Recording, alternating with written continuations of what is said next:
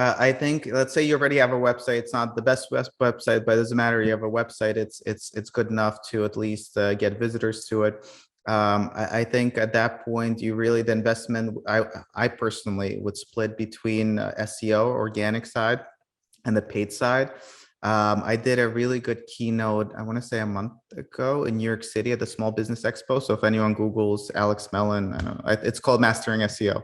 But I went through the actual ranking signals for SEO. And there's two parts of SEO. You have the Google Maps, and then you have localized results. And there's, I won't go through the entire 1 hour SEO session, but there's ranking signals, so you know what to focus on. So Google My Business is really, really important to your Google Maps SEO. So you want to make sure you have a Google My Business profile, and it's not just, oh, I have a Google Business profile. You want it completely filled out. You want to have reviews. You want to have content in your reviews. So Google actually determines when you come up in Google Maps organically based on number of your reviews, based on the score of your reviews, content of the reviews, and they do sentiment analysis.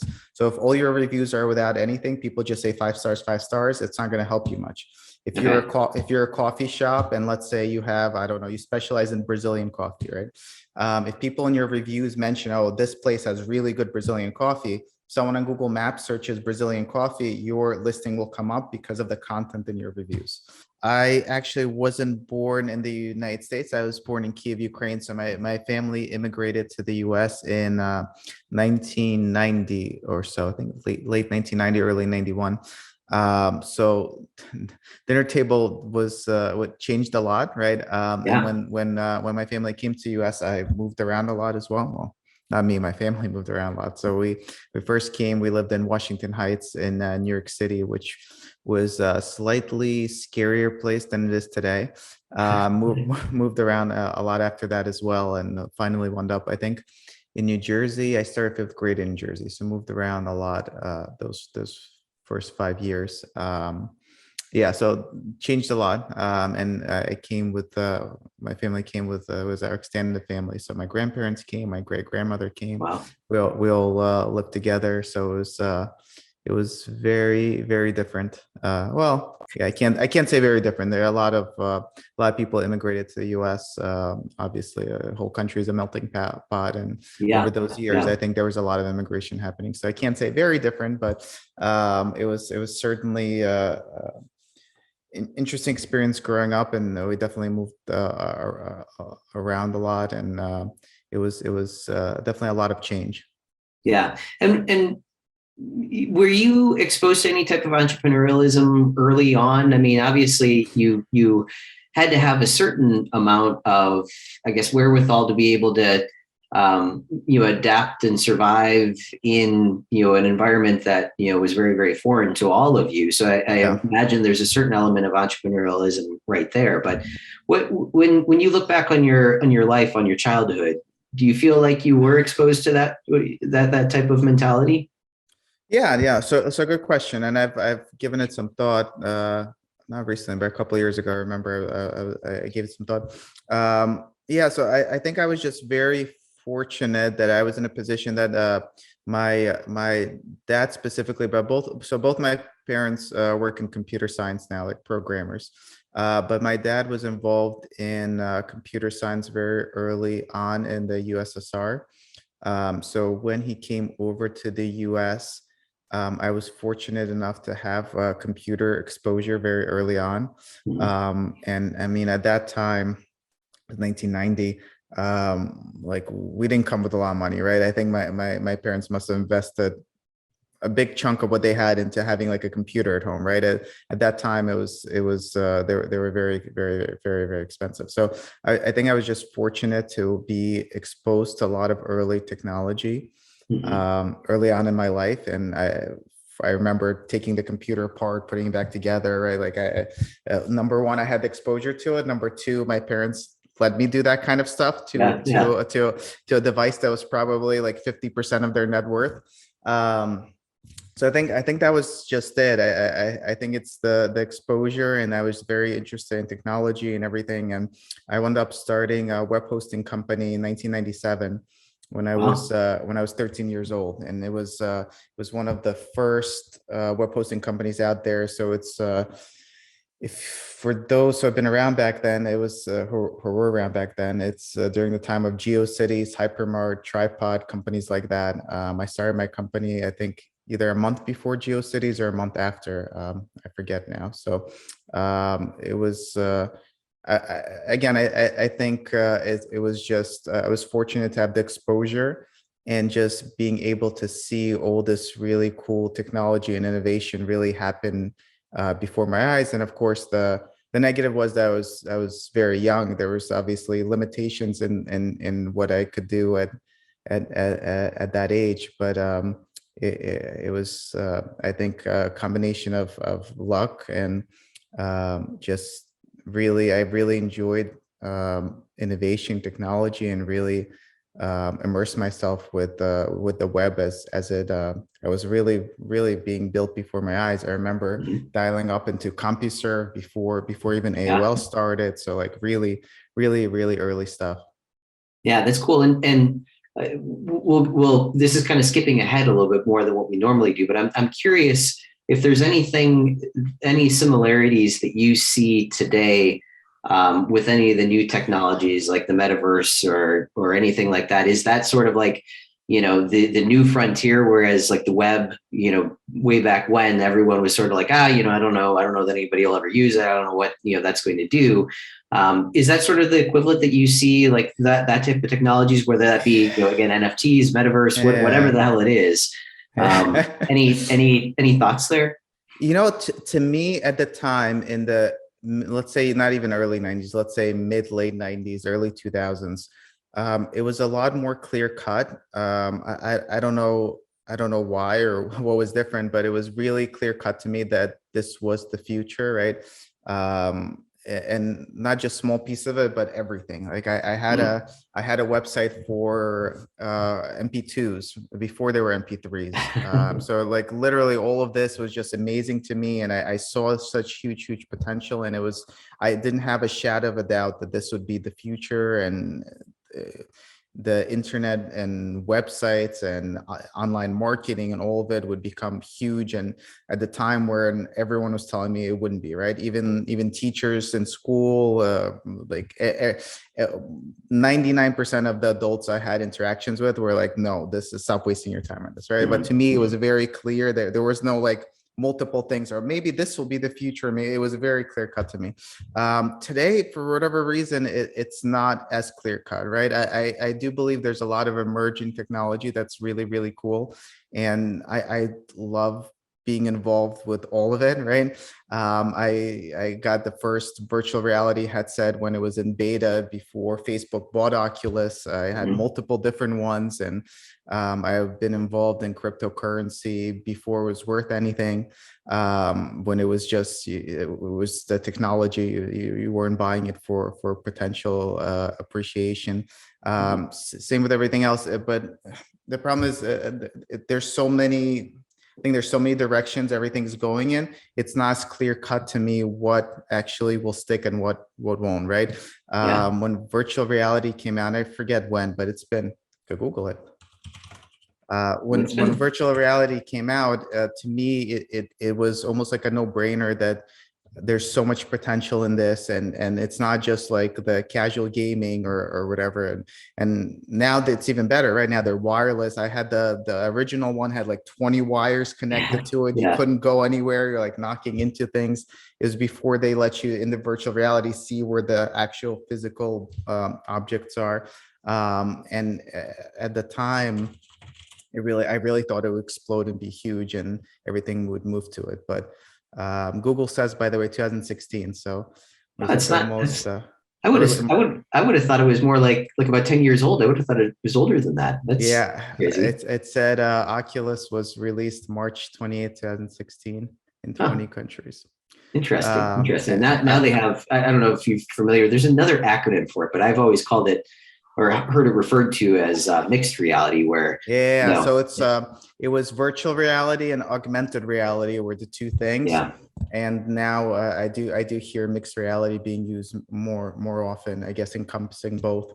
But yeah, these days it's tough. There's so much potential in everything I see. I mean, cryptocurrency, right? Before, like, take the monetary value aside. Let's say it's worth nothing. It's always worth $1, right?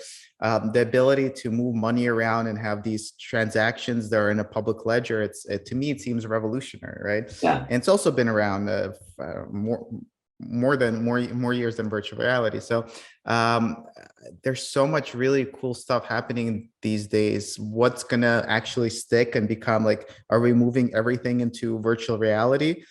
To me, I thought that would have happened years ago, right? I thought instead of having this kind of Zoom meeting right now, we'd be having at the end of 2021, we'd be with headsets on and we'd be in virtual reality. So and maybe it'll still get there, but there's so many, it's going so many directions with the NFTs, and really it's what will actually stick and what will become, like, I don't even say dominant platform, but what will become part of our reality, like everyday reality. I wish I knew. I think everything has huge amounts of potential, and I know why you're asking, because people listening to a podcast, and a lot of people, obviously, everyone wants to know what the next cool thing is going to be, or what to invest in, or what they should be investing their time in, right? If you're a business person and you want to build into a future proof platform, where do you build today? It's, for whatever reason, it's a lot tougher than it was in the mid 90s. No, it is interesting, and I'm curious, like, taking it back to more of your upbringing too. Did you go and do the whole college thing, or did you? I did. So I went to college. So it's funny, at a certain, there was a couple points where I did not think I would go to college, just because my business stuff was working so well at the time. I ultimately, there was a lot of it became a lot more difficult. A lot of the industries I was in, I mean, free web hosting, you see how it turned out. I think every single free web host that exists is out of business now, right? GeoCities is long gone. Yahoo bought GeoCities for, I think, 10 times more than they ultimately sold themselves for 7 years later, something like that. So there was a lot of business challenges that kind of made me think, there's still value in learning something else. So I kind of chose the best of both worlds. I went to college to Babson, which is a very small school in Massachusetts, but they specialize in business and entrepreneurship. I think business management's, they only have one degree. That's if you change your mind, that's it. And it's very, very entrepreneurial focused. So it kind of worked out, because it helped me kind of hone in some of the entrepreneurial things I was working on. But to be fair, it also, once I graduated, I went through a couple of normal jobs before restarting a company again. And I went through a lot of things. I worked in the actuarial field. I worked in investment banking. I kind of toured the career field before really going back to my roots and starting SmartSites, which I started with my brother 10, 11 years ago at this point. Yeah. And obviously, you probably still had that fire inside of you when you were working for another company to start something on your own. Did you have any inspiration or any thoughts as to what industry you wanted to get involved in, or what was the inspiration to get involved in the industry that you did end up going into? Yeah, good question. So I ran my hosting business the entire time, T35 Hosting, which was free hosting, and then we kind of migrated towards less free hosting, and then no free hosting at all. So I always ran that, but that was almost kind of on the side. And at that point, I can't say I was really dedicating much time to pushing the envelope with it. It was kind of, a lot of people knew it just because it's been around for a while. So it's, I always had that, but I can't say it was like my full passion, like energy was dedicated to that. Going through different career fields, I wound up at MediaVest, which is, I think, later became Starcom MediaVest. It's part of Publicis, so it's a very big media company. One of the top 3, top 4. Their rankings always move around a little bit. And I got to work on digital marketing for Samsung, and then later for Walmart. And I was there almost 3 years. And ultimately, in that position, I just saw really, really cool digital marketing things that were happening for the Fortune. I don't even want to say Fortune 500 companies, maybe like Fortune 100 companies, right? The top companies in the world were and this was, I started SmartSites 11 years ago. So this is before that. So this is 14 to 11 years ago. Where's my calendar? So 2021. So this is up until end of 2020, up till end of 2010. So I was there, I guess, roughly 2008, 2009, 2010. Really, really cool stuff, but it was only the big companies doing it, like things that are only making it downstream now, like targeting specific audiences with very targeted ads and doing remarketing and like really, really cool things that mid-sized businesses and certainly small-sized businesses just didn't have the capabilities to do. So ultimately, I left that job, and that was very tough to leave, because that was, out of all the jobs I went through, that was the only one I stayed more than 9 months. I really enjoyed my time there and the things that we were able to do there. But ultimately, I left that position to start SmartSites, to be able to do that kind of like bleeding edge technology, especially on the media website side for small, medium-sized businesses, because they were for sure missing out. We were doing such cool audience segmentations and targeting, and like think about like the typical SMB guy, like the plumber, the roofer, right? Even today, they're not doing that kind of stuff. But if you think back 10, 11 years ago, you think that the typical roofer is remarketing like audiences and doing all that. They're not, but they should be, right? It's the power that the internet brings in terms of exposure and marketing. Works for everyone across the board: small business, medium business, large business. And the capabilities and transparency it brings is just really, really powerful. So that was the idea. Leave that job, which was very cushy, guaranteed salary, to start SmartSites and do the unknown. See if there's enough of a market for people to pay, I guess, I don't want to say premium, but it's more than the SMBs usually pay to really push their business forward. And go ahead. What were some of the results that you saw or were able to realize for some of these small businesses that, maybe before they had a website, and I don't know, maybe they were running some AdWords or something like that to try to drive traffic, and then you add in the retargeting, remarketing, all that stuff. Like what is that? What does that look like? What does that delta look like as far as a payoff? So for us, we were lucky enough to be involved in it now 10, 11 years. At the beginning, it wasn't even that. In the beginning, we saw a lot and helped a lot of small businesses really migrate from the world of the yellow pages to digital, right? And we do, so SmartSites does a website. We have 3 pillars. We do more pillars, 3 main pillars: websites, SEO, and pay-per-click. Under pay-per-click, social media folds in. So there's a lot of, we do everything digital, but generally speaking, those are the 3 pillars.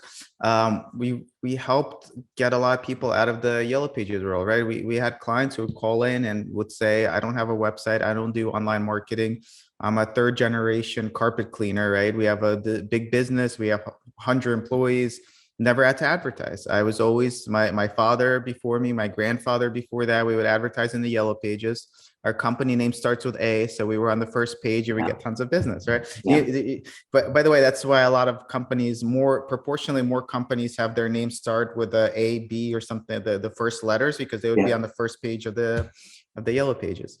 So it wasn't even let's try to optimize your pay-per-click. A lot of times we would be creating their entire online presence and getting them into the internet space. And surprisingly, even what are we, almost in 2022, we still have a lot of clients who call up that maybe there's less that don't have a website, but a lot of ones that made their website maybe 10 years ago, right? Or everything's outdated on the website, or a website's hacked, that's been hacked for 5 years. Well, I couldn't get to fixing it.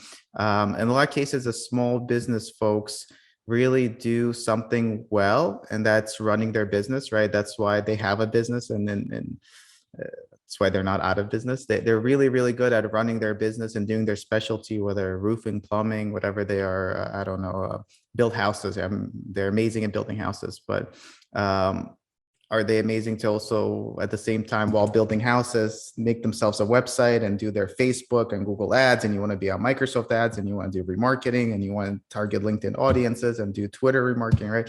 It's a lot, and because of that, I think there was a huge opportunity 10, 11 years ago. I think there's still a huge opportunity where all of those guys really need help. And it's not a bad thing that you're amazing at building houses, but you don't have time to work on making an amazing looking website or creating remark audience lists, right? Yeah. Yeah, so that's the idea. What are some of the mistakes that a lot of those types of companies, seem to be making over and over again? Would you say, is it just that everything's outdated, they haven't really kept up with it, maybe they're not using it, or are there certain things that you keep seeing over and over again where, again, there's an element of usage, but maybe they're making, similar mistakes sort of across the board? Does anything come to mind there? Yeah, so on the small business side, it's honestly all over the place. There's a lot of cases where marketing is done but not really monitored, and they might be doing it themselves, or I don't know. My cousin's boyfriend from high school does Google, so I let him do it. And it's a lot of like set and forget it. So on the marketing side, the biggest issue we've seen is the set it and forget it attitude, and then expecting things to get better, right? And most platform, like take Google Ads for example, which is the biggest one, get more expensive every year. So if you're not doing something better, you're gonna do worse and worse. So on the marketing side, it's a set it and forget it. On the website side, I think not many people realize that you should continue to invest in your website. It's not just make a website and I'm done, right? There's a maintenance component. You want to make sure you maintain it, that things are updated, doesn't get hacked, information's correct, it works with the latest phone. But I think even aside from that, you kind of have to redesign it every, I don't want to say every 2-3 years, but let's say 5-6 years. I don't know. You shouldn't just, I made the website 20 years ago, it's fine, right? If you see a website from more than 10 years ago, I think you would realize that's more than 10 years old, right? Yeah. Things change a lot. I mean, the digital space in the last 10 years, we went from designing for mobile to mobile first, to a lot of our depends on the business type, but a lot of businesses are now 80% mobile for their traffic, right? If you made your website 6 years ago with mobile being an afterthought, which is what was commonly being done, you're not in a good place now with 80% of your visitors who can't click or can't see, or maybe your form doesn't even work on mobile. Yeah. So I think, just to quickly summarize it, I think marketing side, the set and forget attitude we've seen a lot of that. On the website side, I think people are just now finally starting to realize what kind of asset their domain and website is. And it's for sure an investment. And you could view it as a cost or investment. I think it is an investment in your brand and your future. And what's funny is it takes incident, I don't want to say incidents, but it takes some kind of big events to kind of get people to realize this. When Facebook was out, I forget when it was, a couple of months ago, right? Everyone's like, oh my, there's a lot of businesses. So to preface that, a lot of businesses stopped even making websites. I have a Facebook page, right? Yeah. Facebook's down. Everyone's like, holy shit, I can't sell anything, and no one could find me. And I really need a website. I really need to fix up my website. Facebook was down all day, so everyone was going to my broken website. I need to fix this right away. So it takes kind of events like that. But I think ultimately, your domain name and your website is your online presence, and I think it's always been important, but I think it'll continue to be super important compared to, let's say, a Facebook page or something else that you don't really own, right? You don't own your Facebook page, and we have clients who have, I don't know, 1 million followers on Instagram, and then Instagram shuts them down for no reason. And there's no, you could appeal, but once you don't once the appeal is rejected, you can't do anything, right? You don't own it. So I think ultimately having your domain and having your website that you own is a huge part of your brand, and a huge way to promote yourself online. Yeah, no, that makes perfect sense. And if you had to give like the top 3 or 4 things, somebody who's looking, who again maybe has a website out there, and like you said, there's the Twitter retargeting and remarketing and pay per click and all of that. What are the top things, say again 3-4 things that you feel that they should focus their money and efforts on, and kind of maybe get to the other things later if needed? Yeah, cool. Very, very good question. So I think, let's say you already have a website. It's not the best website, but it doesn't matter. You have a website. It's good enough to at least get visitors to it. I think at that point, you really, the investment, I personally would split between SEO, organic side, and the paid side. I did a really good keynote, I want to say a month ago, in New York City at the Small Business Expo. So if anyone Googles Alex Melen, I don't know, it's called Mastering SEO. But I went through the actual ranking signals for SEO. And there's 2 parts of SEO. You have the Google Maps, and then you have localized results. And there's, I won't go through the entire 1-hour SEO session, but there's ranking signals, so you know what to focus on. So Google My Business is really, really important to your Google Maps SEO. So you want to make sure you have a Google My Business profile, and it's not just, oh, I have a Google Business profile. You want it completely filled out. You want to have reviews. You want to have content in your reviews. So Google actually determines when you come up in Google Maps organically based on number of your reviews, based on the score of your reviews, content of the reviews, and they do sentiment analysis. So if all your reviews are without anything, people just say 5 stars, 5 stars, it's not going to help you much. If you're a coffee shop, and let's say you have, I don't know, you specialize in Brazilian coffee, right? If people in your reviews mention, oh, this place has really good Brazilian coffee, someone on Google Maps searches Brazilian coffee, your listing will come up because of the content in your reviews. Wow. So there's tons and tons to be done on the SEO side, and as opposed to the pay-per-click side. Pay-per-click, by the way, is really powerful and really important. I don't want to make it seem like it's not. With pay-per-click, you pay the money, you'll get the traffic right away, right? Like you turn it on, like 10 seconds from now, you'll get the traffic, but you're paying for it. On the organic side, it's all investment of time, right? It's investing time to fix up your Google My Business, to create unique content on your website.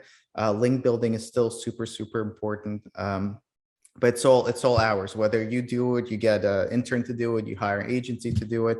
It's not like a cost per click, but it's a cost of time. But there's a lot that could be done on the SEO side. And that's, as a small business, I would make sure all of that is tidied up before going on the paid side, just because it's a long-term play that you'll get rewarded for a long time. It's right. If you spend, let's say you spend 50 hours today optimizing Google My Business, calling your customers, asking them to leave your reviews with content. If you spend 50 hours on it, you're not going to be ROI positive on that investment this month or next month. But as a long-term play, SEO, I think, is super, super valuable. And I think it's only getting more valuable. So I think for the small business, that would be my first play, to make sure I'm fully optimized in the eyes of Google for on the organic side.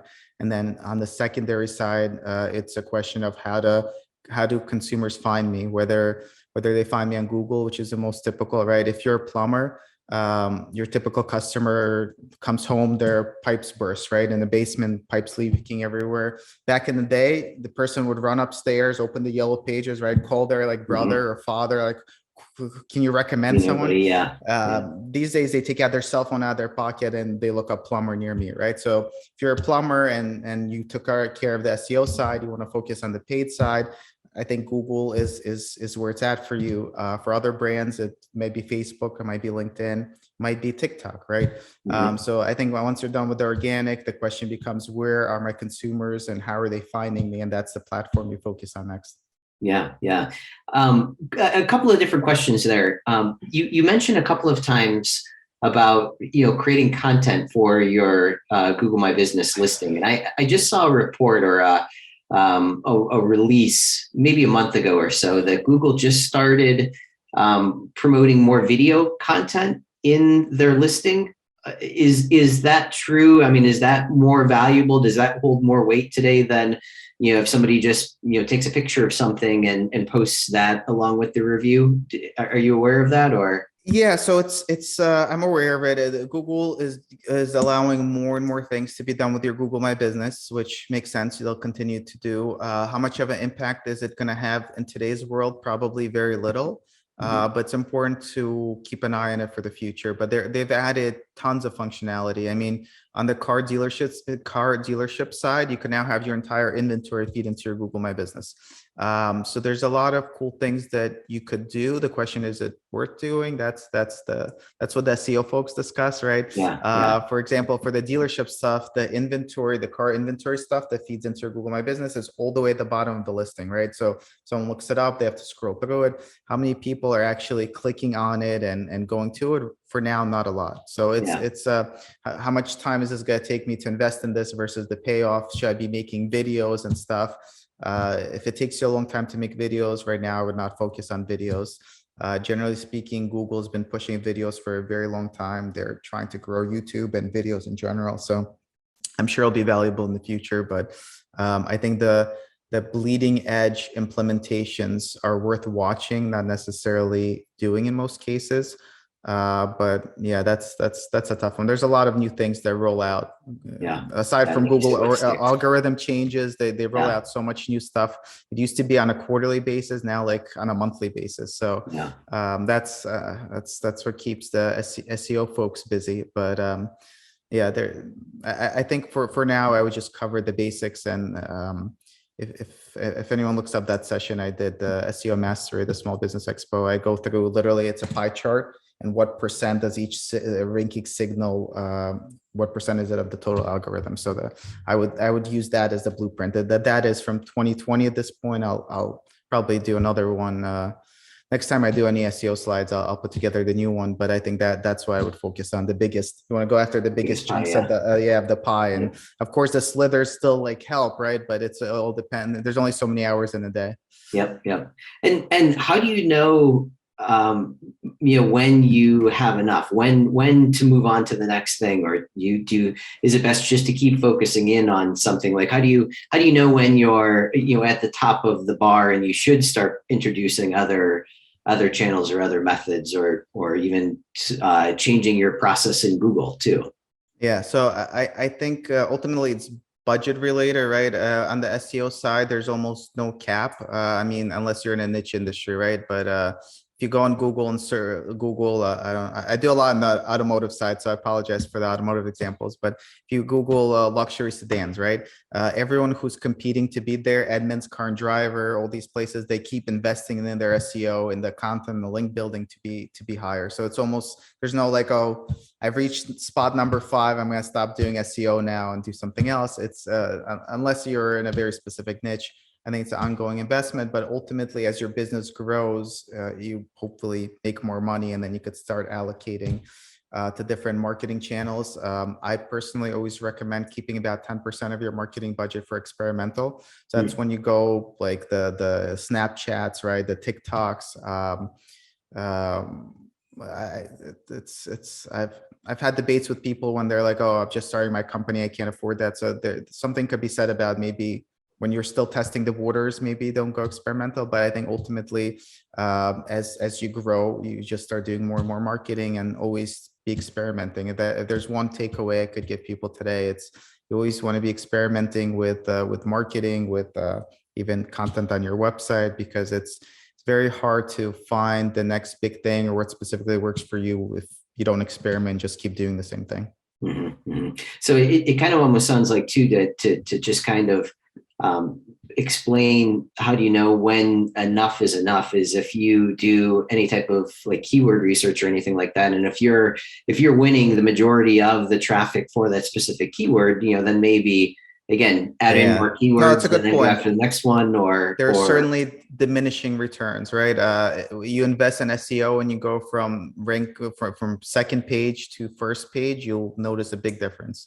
If you're going from position number, I don't know, 4 to number 3, maybe you won't notice as much. And the investment is so much higher yeah. to move over that one spot. Yeah, it's tough. When do you know that you should try different platforms? I think as long as you're measuring, I think as long as you're tracking and measuring, and you know that I invest another 10 grand in SEO and my revenue went up by X amount. And as long as you're experimenting with different channels, I think ultimately you let the data lead the way. Yeah, yeah. And I feel like a lot of people, or at least in conversations that I've had too, there's, I guess, a little bit of disillusionment from what they thought they would get from a company and what they are actually receiving. Like they don't really understand, it's not really doing anything. I've been doing it for 2 months and it's not doing anything. Yeah. What do you recommend? Like, what is the amount of time that they should give these tools to be able to, get out there and percolate before they make that determination that, it is or is not working? Yeah, it's a very, very, very common issue. You don't have enough patience, and then you stop something before you get the results from it. Yeah. It's tough to have a general rule. Clients I interact with, I usually tell them at least 3 months is what I would give anything, right? Whether it's SEO, pay-per-click, TikTok. It's very hard to evaluate things in a vacuum on a 3-week, 4-week period, right? SEO is ultimately a long-term game. So it's if you spend 3 months paying for SEO and you're saying in those 3 months I'm not ROI positive, that's not really a true picture, because the content and everything you create gives you value for, I want to say infinity, but as long as the internet exists. Yeah. So it's tough, but I think 3 months is a good time frame for experimenting with or giving things a shot, right? But again, I wouldn't go into SEO thinking that 3 months I'm going to be ROI positive, but at least kind of see the light at the end of the tunnel at that point. I think same with the other channels. I think if I did Google Ads for a month, that's not even enough for the machine learning to start working. I think 3 months is a good window. Yeah, that makes sense. Alex, this is fantastic. If people want to learn more about you or the services that you offer, what would be the best way to reach out and get in touch? Yeah, perfect. So for me, it's alexmelen.com. So it's literally my name, ALEXMELEN.com. And then I have on the bottom all my social media stuff. So everyone feel free to connect. And then SmartSites is smartsites.com, SmartSites.com. Beautiful. Alex, I appreciate the time. And this has been enlightening. I always like talking to other tech people, because there's only so many people that understand that side of the business, that side of the world. So always cool being able to pick up some nuggets here and there. So certainly appreciate it. Cool. Great talking to you. Thanks, Matt. You too.